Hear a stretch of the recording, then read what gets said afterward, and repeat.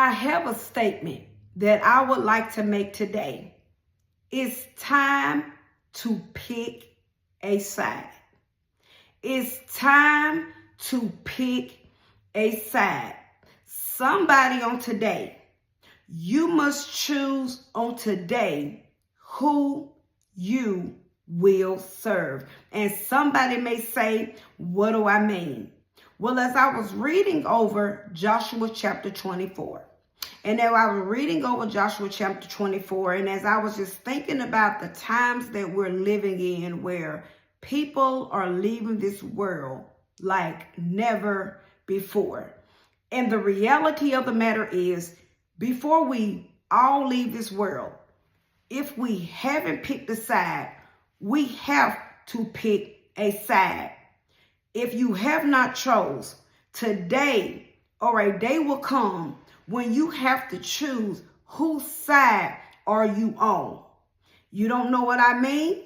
Well, when I mean pick a side, picking a side means if you say you're for God's kingdom, you got to be all the way in for God's kingdom. See, God doesn't allow us to straddle the fence.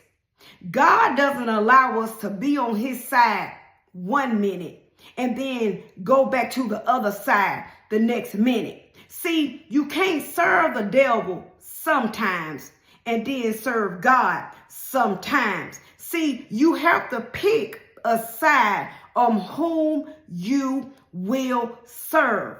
And today, if you have not picked a side, it's time for you to pick a side. You can't stay in the middle.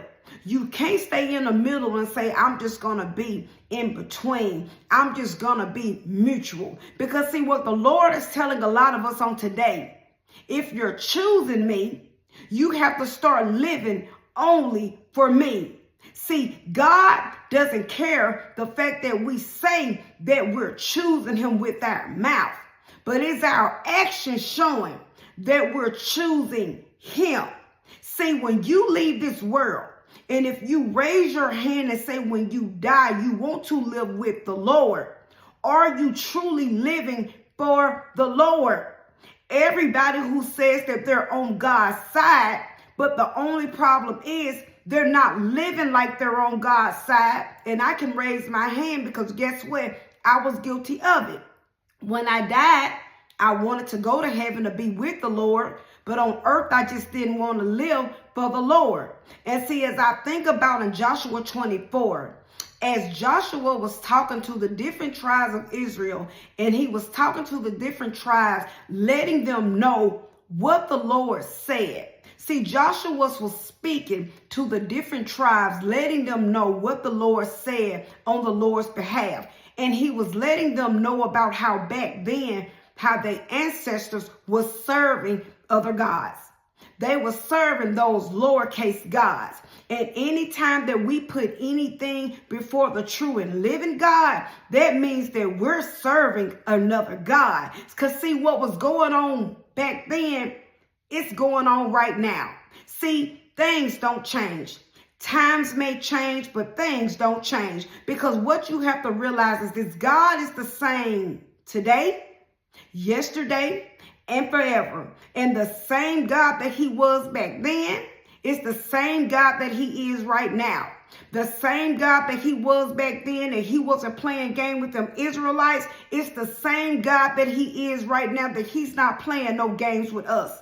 Because you have to choose, who will you serve? And I'm going to read a couple of verses, and when you get a chance, go back over it for yourself. Read it all for yourself so you can kind of get everything clear on what's going on. But what it boils down to is, who are you going to serve? Who are you going to serve? The Lord was talking about all his goodness that he did for the Israelites. He was talking about all the miracles and wonders, how he watched over them the same way that he do us. He keep his hands on us. He keep us away from seen and unseen dangers, predicaments that we put ourselves in. Don't God work it out for us? But what do? We turn our backs on him. And what the Lord was telling Joshua to tell them, pick a side. Who are you going to choose on today. I'm going to start with verse 13. When you get a chance, go back and read it all for yourself. And I want you to think about the words that it's saying. Verse 13, I gave you land you had not worked on. Think about that now. I gave you land that you have not worked on. And I gave you towns you did not build. I gave you towns you did not build. Is that not just like God give us things that we didn't work for, open the doors, open the windows for heaven that we didn't even deserve? Okay. I gave you vineyards and olive groves for food, though you did not plant them. Verse 14. So fear the Lord and serve him who wholeheartedly put away forever the idols your ancestors worshipped when they lived beyond the Euphrates River in Egypt. Serve the Lord alone. But if you refuse to serve the Lord, then choose today whom you will serve. I'm going to read that again. But if you refuse to serve the Lord, then choose today whom you will serve. Will you prefer the gods of your ancestors? Serve your God of your ancestors, serve beyond the Euphrates, or will it be the gods of the Amorites, in whose land you now live? But as for me and my family, we will serve the Lord. Now that's what Joshua said. As far as me and my family, we will serve the Lord. Who are you going to serve on today? And I'm going to jump down to verse 20. And I want you to listen to this. And I want you to hear this real clear, what's said. If you abandon the Lord and serve other gods, I want you to think about it. If you abandon the Lord and serve other gods, he will turn against you and destroy you, even though he has been good to you. He will destroy you, even though he has been good to you. So everything in those other verses, what was being said was that it was talked about how the Lord was good to them. Just the same way today, the Lord is good to us. The Lord keeps his hands over us. The Lord continues to protect us. And that right there should put something in perspective for somebody to let you know that the same merciful God who keeps us is the same merciful God who can destroy us. The same God who can put you in the pits of hell for not choosing him. And the reality of the matter is this: we put ourselves in that predicament because God give us free will. In the same way that he was letting the Israelites know, are you going to choose me? See, what the Lord is saying is point blank, or either you're for me or you against me. And the same thing the Lord was saying back then, he's saying it on today to somebody. Right now, today, the Lord God is saying to somebody, either you're for me or you're against me. And the Lord is saying, if you are not for me, you are against me. Somebody needs to know on today, it's no more straddling the fence. Just like I can raise my hand and say that I was guilty of. Could you be the way that I was and you're straddling the fence?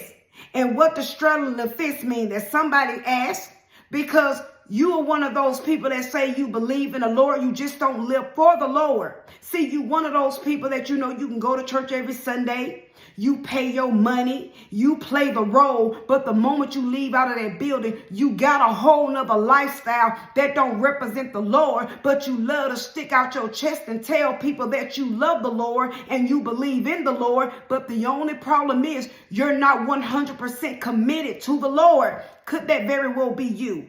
See, you can't be in the middle. And somebody right now is just like I was. You in the middle. And you think that God is okay with you being in the middle. Because see, like the Lord had to deal with me about. See, I still wanted to go to church, but I still wanted my pornography too. See, that's your God. That's another lowercase God to you. See, that's what somebody got to realize. See, somebody may say, oh, I ain't back then. I ain't serving no other God. Well, guess what? Anything that you put before God, that is your God, whether you believe it or not. Because see, I could go to church every Sunday and wave my hand and I put on an act for the members in that pastor. But guess what? I couldn't put on an act for God. Because see, anytime you say that you want the Lord, but your lifestyle is still living against the Lord, do you think when your eyes close, you're going to get to live with the Lord?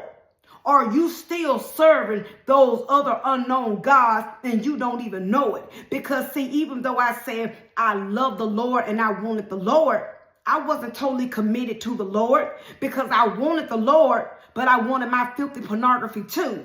And that could very well be you. You want the Lord, but you still want to have dressed naked too. See, you want the Lord, but you still want to cuss too. See, you want the Lord, but you still want to have them abortions too. See, you want the Lord, but you still want to get drunk too. See, you want the Lord, but you still want to go out and live any kind of way that you want to live too. But you love the Lord. See, you want the Lord, but you want to stay shacked up and you never want to get married. But you love the Lord. See, you love the Lord, but you still want to have that hate in your heart, but you love the Lord. See, you love the Lord, but you want to still have that angry spirit in you, but you love the Lord. And on today, the Lord is telling somebody, just like he told me, it's either all or nothing.